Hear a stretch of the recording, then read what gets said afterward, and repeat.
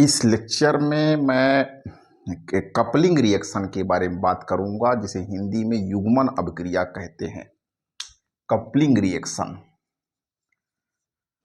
तो coupling reaction का क्या मतलब है, क्यों इसको बोलते हैं? क्योंकि इसमें दो प्रकार की जो एरोमेटिक रिंग्स हैं वो नाइट्रोजन के सहारे जुड़ जाती हैं, इसलिए उसको बोलते हैं कपलिंग रिएक्शन, जैसे नाम से पता चल रहा है।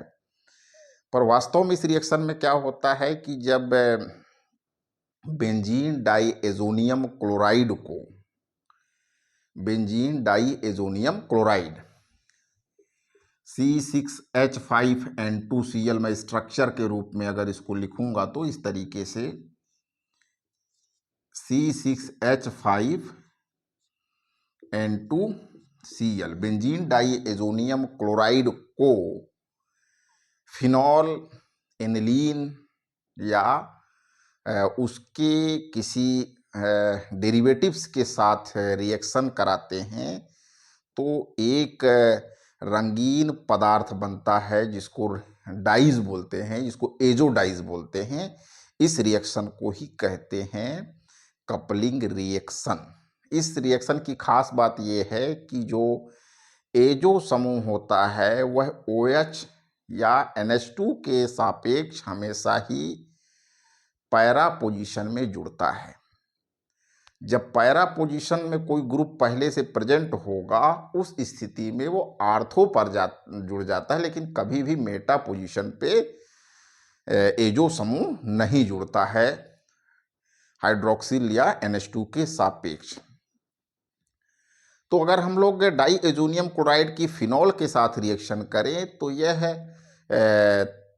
डाइल्यूट एल्कलाइन मीडियम में होती है, तनु क्षारीय माध्यम में होती है, जबकि जो एनिलीन के साथ रिएक्शन है वह अम्लीय माध्यम में होती। तो मैं रिएक्शन को लिखता हूं, जो बात कर रहा हूं।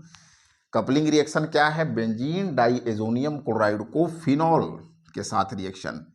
फिनॉल को बेंजीन रिंग से जब हाइड्रोक्सिल ग्रुप जुड़ जाता है तो उसको कहते हैं फिनॉल। सभी जगह हाइड्रोजन है रिंग में। ये रिएक्शन किस तरफ हो रही है? डाइल्यूट NaOH में हो रही है। pH यहाँ पे 9-10 है। अब यहां से HCl एलिमिनेट हो रहा है, जैसा कि आप देख रहे हैं, और N डबल बॉन्ड N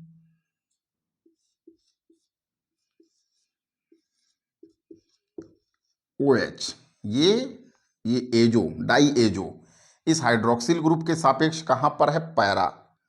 तो पैरा हाइड्रोक्सी एजो बेंजीन। तो इसमें दो एरोमेटिक कंपाउंड मिलकर के एक नए रंगीन पदार्थ को बना रहे हैं, इसलिए इसको कपलिंग नाम दिया गया है। ये जो रिएक्शन हो रही है, पैरा हाइड्रोक्सी एजो बेंजीन बन रहा है। ये ऑरेंज डाई है, ये भूरे रंग का एक रंजक है, रंगने वाला पदार्थ है, कलरिंग मटेरियल है। तो ध्यान रखने वाली बात है, ये क्या है? बेंजीन डाई एजोनियम क्लोराइड, और ये क्या हो गया? फिनॉल।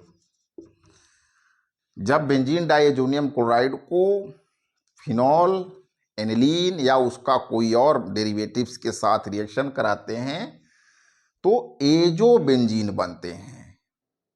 ये रिएक्शन कहलाती है कपलिंग रिएक्शन। इस रिएक्शन की खास बात यह है कि जो एजो समूह है वह हाइड्रोक्सिल ग्रुप, या इसकी जगह आप NH2 लेंगे तब ये एनिलीन कहलाएगा, इसके सापेक्ष हमेशा ही सामने पैरेलल इसके जुड़ा हुआ है। पैरा समूह पैरा पोजीशन पे जुड़ता है, और जब पैरा में कोई स्थान घिरा होगा तो ये पैरा पोजीशन में कोई पहले से ग्रुप होगा तो फिर ये कहाँ चला जाएगा? आर्थो पे चला जाएगा, लेकिन कभी भी मेटा पोजीशन पे नहीं जाता है। फिनॉलिक ग्रुप के आर्थो पोजीशन पे रहेगा, या तो फिनॉलिक ग्रुप के आर्थो पोजीशन पे यहाँ पे रहेगा है। नॉर्मली पैरा पे जाता है, लेकिन अगर ये पैरा पोजीशन पहले से ऑक्युपाइड है, यहाँ पे कोई ग्रुप पहले से प्रेजेंट है, तो फिनालिक ग्रुप के सापेक्ष आर्थो पोजीशन पे जाए कभी भी, लेकिन मेटा पोजीशन पे नहीं जाता है। और इस रिएक्शन में जब फिनाल के साथ रिएक्शन होती है तो वो एल्केलाइन मीडियम में होती है, लेकिन अगर एनिलीन के साथ रिएक्शन कराएंगे, जैसे एन डाई मेथिल एनिलीन है, तो ये रिएक्शन होती है अम्लीय माध्यम में, एसिडिक मीडियम में होती है।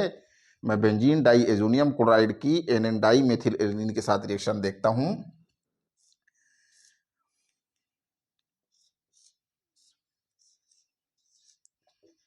एन डबल बॉन्ड NCl,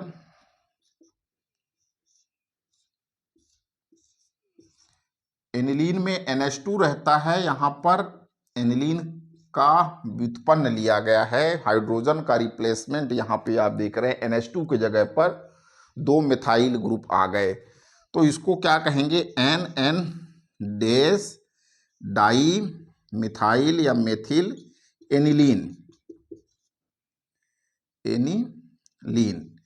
ये रिएक्शन का किस पे होगी, एसिडिक मीडियम में होगी, एसिड के प्रेजेंस में ये रिएक्शन होगी। यहाँ से भी HCl एलिमिनेट हो जाएगा, HCl निकल गया, चाहे फिनॉल लेंगे या एनिलीन लेंगे, जो एजो ग्रुप है वो ऑलवेज कहाँ पे जुड़ता है, पैरा पोजीशन पे, तो जो प्रोडक्ट बना वो कैसे हो गया, ये भी एक डाई है,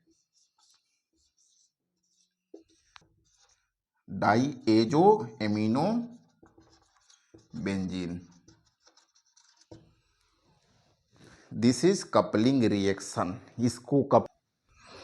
इस रिएक्शन का महत्वपूर्ण उपयोग यह है कि बेंजीन डाई एजोनियम क्लोराइड की सहायता से हम लोग एजो बेंजीन बना सकते हैं, एजो डाइज बना सकते हैं, एजो रंजक रंगीन पदार्थ बनाते हैं, और दूसरा फेनिल हाइड्राजीन जैसे C65NH NH2 जैसे यौगिकों को बनाया जा सकता है, जिनका बहुत ही महत्वपूर्ण सिंथेटिक एप्लीकेशंस है। तो इस लेक्चर में इतना ही। रिएक्शन सीरीज के अंतर्गत कुछ और रिएक्शंस आगे के लेक्चर में हम देखेंगे। थैंक